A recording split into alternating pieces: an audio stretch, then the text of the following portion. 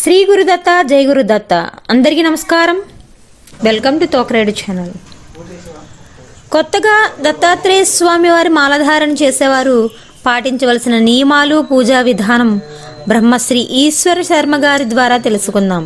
అలాగే దత్తస్వామి మాలను ధరించిన భక్తుల అనుభవాలు, సూచనలు తెలుసుకుందాం.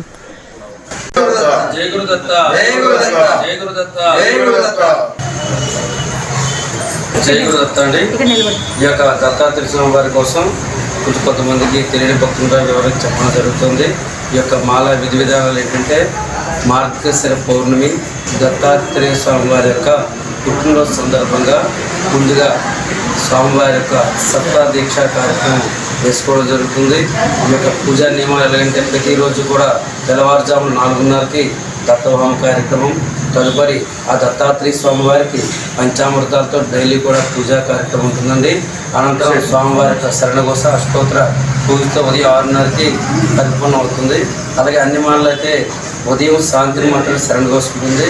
కానీ ఈ యొక్క దత్తాత్రేయ స్వామివారికి ఏంటంటే, బ్రహ్మ విష్ణు మహేశ్వరుడు కలిపితే దత్తాత్రేయ స్వామివారి కాబట్టి మధ్యాహ్నం భిక్ష ముందు కూడా స్వామివారి యొక్క శరణఘోష కార్యక్రమం.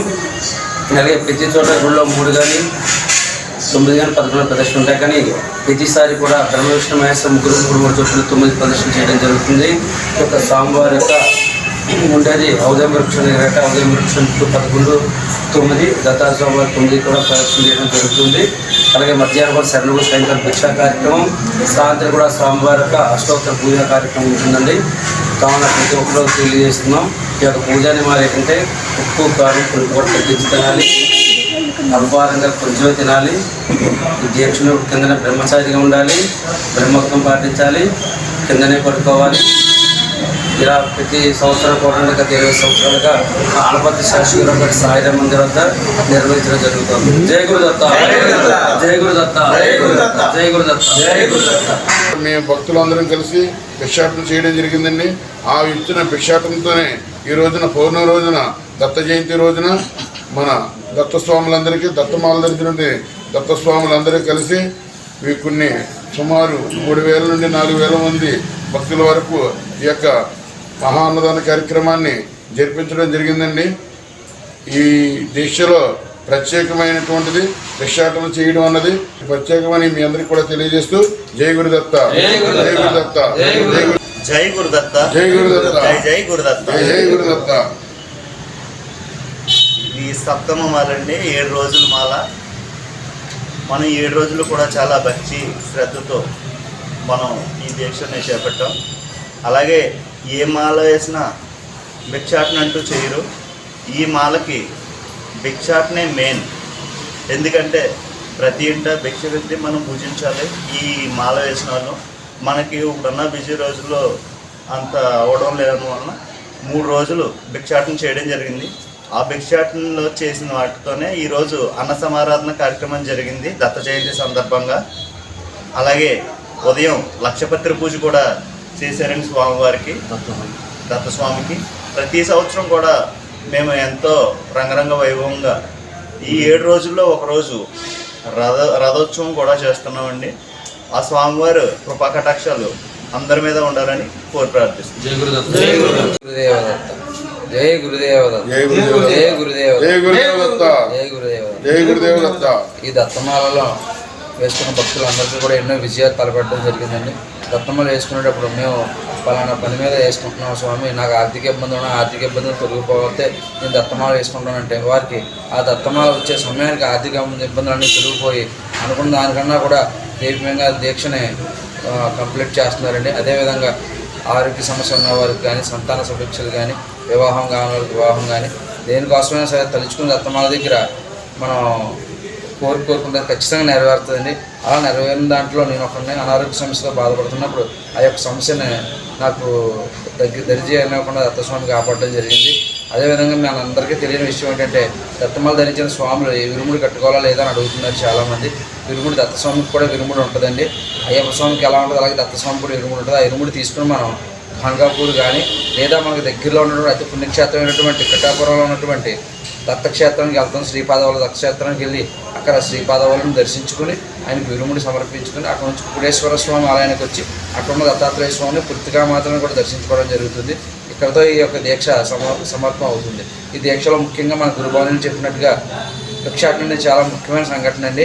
భిక్షాటన సాయిబాబా కానీ దత్తాత్రేయ స్వామి కానీ ఎలా అయితే ఇంటింటికి జోగు పట్టుకెళ్ళారో అదేవిధంగా దత్తమాల ధరించినటువంటి మనం కూడా దత్తాత్రేయ స్వరూపం కాబట్టి ప్రతి ఇంటికి వెళ్ళి ఆ భిక్షాటన చేయాలి. ఆ భిక్షాటన చేసినటువంటి ధన ధాన్యాలతో ఇక్కడ వచ్చినటువంటి భక్తులందరికీ కూడా అన్నదానం చేయడం జరుగుతుంది. అవి సరిపోయినప్పటికీ ఎంతోమంది డొనేషన్ కూడా ఇవ్వడం జరుగుతుంది ఈ యొక్క అన్నదానానికి.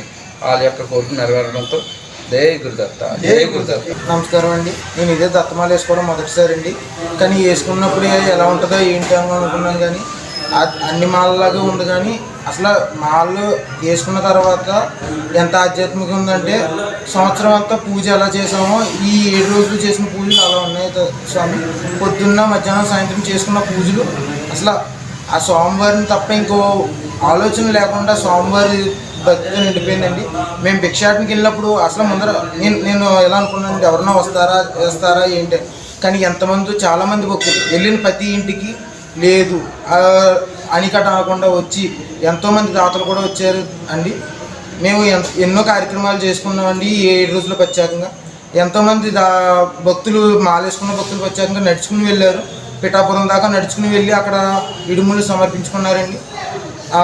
మీరు అనుకున్న అదే 7 రోజులు కూడా ఎంతో సరదాగా ఉంటుంది. కానీ అంటే అసలు మాల వేసుకున్నాం అనికట్ట ఏముండదు, సరదాగా ఉంటుందండి. స్వామివారి భక్తులు అలా కరిగిపోతామండి. ఇంకా స్వామివారి భక్తి ఇంకా ఆ పొద్దున్న పూజలు వీటితో మనకు అలా సమయం అసలు తెలియదండి. అసలు 7 రోజులు అసలు నిన్న వేసుకున్నట్టు ఉంటుందండి మాల, అంత బాగుంటుందండి.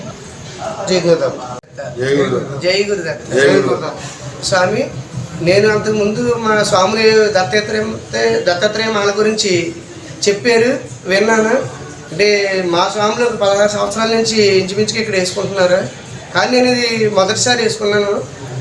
నాకు చాలా సంతృప్తికరంగా అనిపించింది.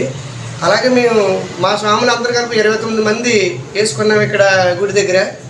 29 మందిలో 14 మంది పాదయాత్ర చేసాము. ఆ 14 మంది కూడా పాదయాత్రలో చాలా మాకు అనుభవాలు ఎదురైనవి దేవుడి గురించి. ఆ దేవుడి యొక్క లీలలు ఏంటన్నది, ఆయన శక్తి ఏంటన్నది మాకు అక్కడ కనిపించింది. ఒక్క రోజులో ఉదయం 6 గంటలకు ఇక్కడ బయలుదేరి సాయంత్రం 8 గంటలకల్లా పిఠాపురం పాదయాత్ర. అంటే మామూలుగా చెప్పులు వేసుకుని నడాలంటేనే 2 కిలోమీటర్లు నడలేని రోజులు ఇవి. అలాంటి రోజుల్లో ఇక్కడి నుంచి పిఠాపురం 45 కిలోమీటర్లు ఒక్క రోజులో ఉదయం 6 గంటలు సాయంత్రం 8 గంటలకు నడవడం అంటే చాలా ఇది. కాకపోతే మా స్వామి యొక్క శక్తి ఏంటన్నది మాకు సామలకోట వరకు వెళ్తాకి మా శక్తి అయిపోయింది స్వామి. సామలకోట నుంచి ఆ స్వామి మమ్మల్ని తీసుకెళ్ళాడు. వెళ్ళగలవా లేదని మేము అనుకున్నాం, కానీ ఆ స్వామి మట్టుకు మమ్మల్ని మేము నడిచామని మాకు అనిపించలేదు. అక్కడి నుంచి ఆ స్వామి మమ్మల్ని తీసుకెళ్ళాడు. తీసుకెళ్ళిన తర్వాత మాకు అనిపించింది స్వామి అక్కడే మాకు స్వామి మనకి ఉన్నారు, స్వామి నిదర్శనం ఏంటి, స్వామి శక్తి ఏంటి అన్నది మాకు అప్పుడు తెలిసింది. దర్శనం కూడా అక్కడ చాలా బాగా జరిగింది మాకు అందరికీ కూడాను. జై గురుదత్త, జై గురుదత్త. బ్రహ్మ గురు విష్ణు గురు దేవో మహేశ్వరః గురు సాక్షాత్ పరబ్రహ్మ తస్మై శ్రీ గురువే నమః.